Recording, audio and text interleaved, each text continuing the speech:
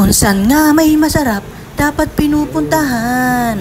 Another day, another budol na naman tayo kakabsat. Kasi nga papasyalan natin ang family business namin kakabsat sa may Pinas lang to kakabsat. Kaya tara.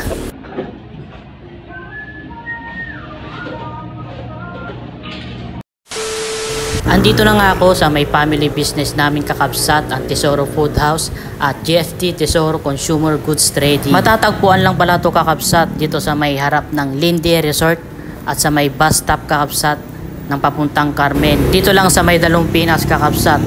At ayun na, nabutan natin si Kabulog, nagkakapehan kakabsat. At ito pala yung mini grocery namin kakabsat. Marami tayong pagpipilian dyan sa mga gustong bumili at may mga bibilhin. Dito na kayo kakabsat.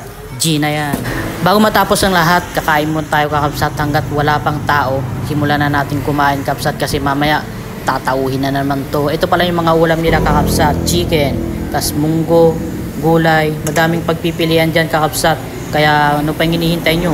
Pumasyal na kayo dito kakabsat at kumain. At yan ang mga favorite ko pa yun, dinakdakan. Tapos yun, sinanglaw. Ito pala yung napili kong almusal ko kakabsat.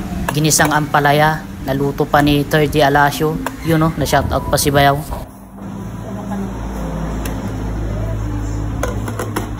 Masarap yan kung may kapartner na crispy, dinakdakan kakabsat. Sobrang solid nito. Gawa din yan ni 30 Alasio. Big shoutout sa'yo, Bayaw.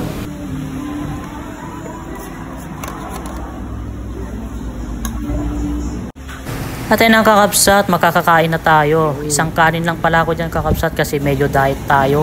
Malaki ng ating bugsit.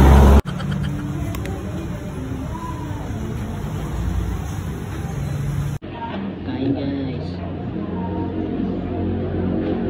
Nagbubukas pala tong kainan namin kakabsat ng 5 AM to 3 PM. Depende kung mabilis maubos yung ulam kasi minsan naubos ng maaga, alas 2, alauna, ganun kakabsat. Kaya maaga na lang kayo pumunta dito kakabsat para makakain kayo at matikman nyo yung mga luto ni 30 Alasio. Pwede din po kayo magpa-reserve ng maaga ng mga ulam nyo kakabsat para hindi kayo maubusan. At pwede din kayong magpaluto sa kanila tulad ng itlog, noodles, dilata, mga ganun kakabsat.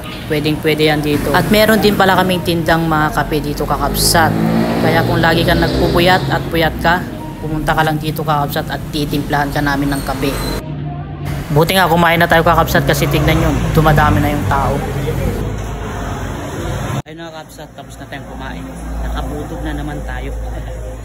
Tara guys, na tayo.